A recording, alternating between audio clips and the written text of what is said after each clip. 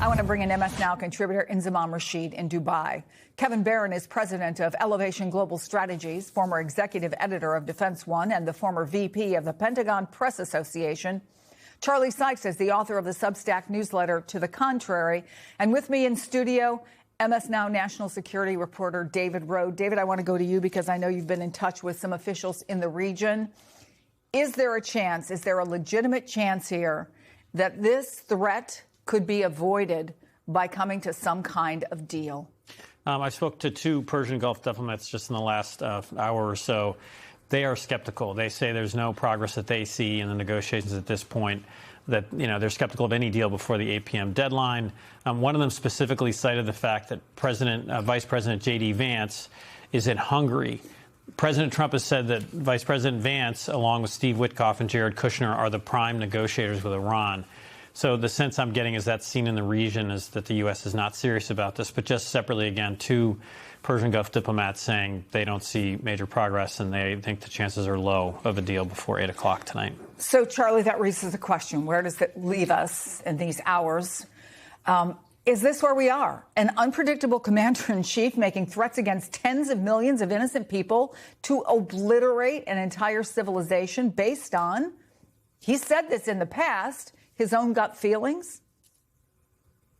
This is the way the monsters of history speak. And we're talking about a man who controls the world's largest nuclear arsenal, bleeding out threats of genocide and war crimes. And the threat itself, I think, feels like a turning point for America's role in the world, where we used to be the shining city on the hill.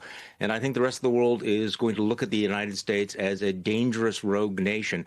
There were people who thought that, don't take Donald Trump too seriously when he was threatening to invade Greenland. And I think we look back on that as the end of the Western alliance. This particular threat, where he's talking about wiping out one of the world's oldest civilizations, whether he follows through on that or not, feels like a turning point in America's 250-year experiment in liberal constitutional democracy, because I certainly can't remember any other time when any leader of a liberal democracy has threatened to destroy a civilization.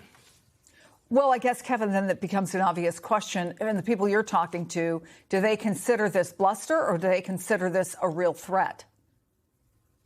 I mean, you have to take it as a threat, but he's known for bluster. Look, I view this in the lens of covering the military for a couple of decades and covering a lot of stories about civilian-military relations. And if you think of the old Hollywood version of events, it's usually the generals who want to, bomb more, they're more aggressive, they want to go to war, and it's the politicians who hold them back. Here, we're at a place, an unbelievable and remarkable place where I'm hoping, and I'm pretty confident, that the generals are going to save us in a way that, the Trump supporters were angry and upset, in the last time around when we found out the same thing was happening. The Pentagon... I need to stop you there. I need to stop you there, because are you saying you think that they can talk him out of it? Or that if push came to shove, they would defy orders? What are you saying? No, I say, Politico's own reporting says that the military leadership has created a more extensive target list, hoping that they can make justifiable strikes. They're still going to claim these are dual use things that they're going to hit, things like, the grid and the power plants. But, in our modern era, dual use can be data centers down the street. It can be the electrical pole outside. It can be a lot of things, but like the president was saying. But it's up to the military to pick those targets. And I'm hoping, and I have faith, that those leaders are going to do their best to be precise in what they do. Trump isn't handpicking all these selections despite the bluster. None of that erases the warning. None of that erases all the dire statements the other panelists and I've been hearing all day on TV saying that, yes, this is an unprecedented moment that Trump has brought us to. He's alienated the rest of the world, alienated our allies who are begging him not to do this. They're not following him into the war. They're not following his demands to protect the strait. The United States is alone.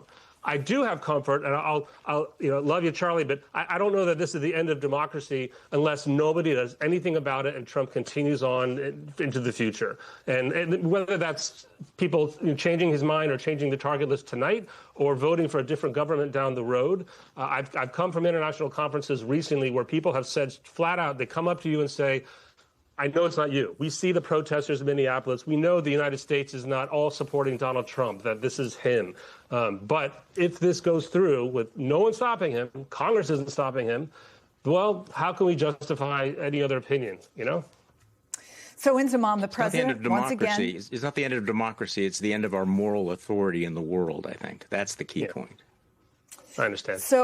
So let's talk about what's happening in that region, and particularly with the people who would be directly affected and have already been directly affected by this. Inzamam, the president, once again implying he may destroy Iran in his mind to save it, or that with new Iranian leadership, maybe something revolutionarily wonderful can happen, to quote him.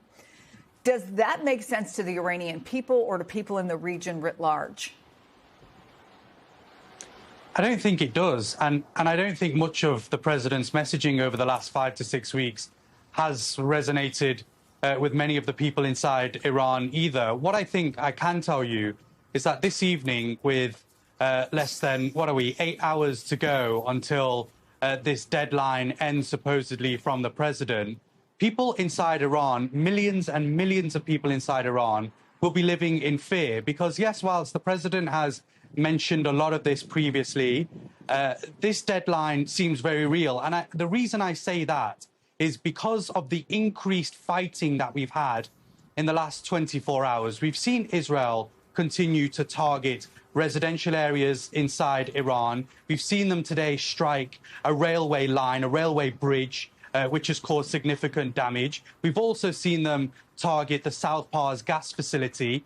And then once again today, whilst they didn't hit the oil facility on Karg Island, they've struck many parts of Karg Island, that incredibly important island, which is seen as the jewel in the crown of the Iranian economy, as it exports 90% of its oil from there. But the people of Iran, the everyday boys and girls, the families, will be living in fear because they've got no ideas what the next 8 hours hold. These talks clearly seem not to be going well, as David Rode mentioned. And on the other hand, you've very much got the fighting that's continuing. And as you mentioned in the opening there, Chris, Iranians are now being urged to go and stand near to some of these energy facilities. We've seen some images circulating online which shows Iranians lined up in front of a power plant to ensure that Israelis and the US won't bomb them, to ensure that the energy facilities don't get targeted. And also this evening as well, the Speaker of the Iranian Parliament specifically put out a link suggesting that people of Iran sign up through this website, whereby the regime are specifically asking people to register for self-sacrifice. In other words, they're telling people that they should be willing to die for their country. And the Speaker of the Parliament suggesting that around 14.3 million people had signed up. This was just over an hour or so ago. What's important is that Iran have said that there will be no ceasefire agreement whilst, and the Strait of Hormuz will not shut whilst there is no permanent agreement that the fighting will stop. So the Strait of Hormuz tonight very much does remain in Iranian control. There is really no evidence that a ceasefire can come about within the next 8 hours. And clearly there are millions of people across that country. And also, I think it's fair to say, in the Gulf, because of any potential retaliation from Iran, that live in fear to see what the president will do.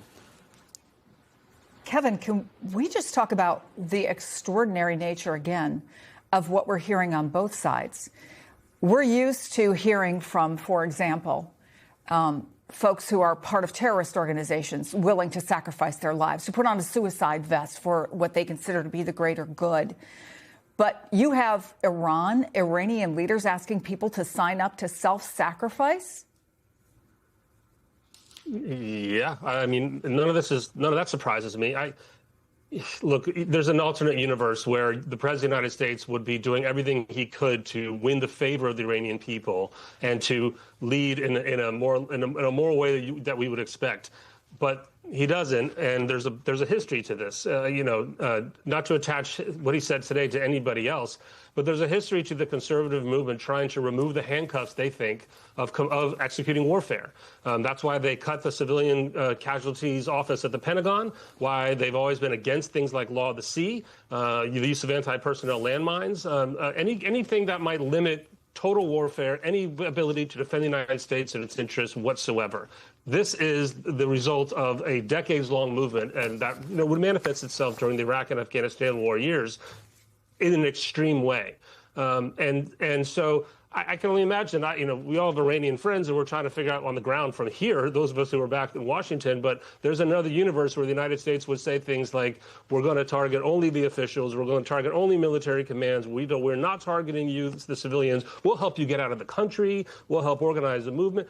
We're not hearing any of that. We're not hearing any of that. All we're hearing is, carpet bombing, something Ted Cruz said about the ISIS war, or even, you can pull the bomb down Iran, the joking version of the joke that John McCain made in his campaign.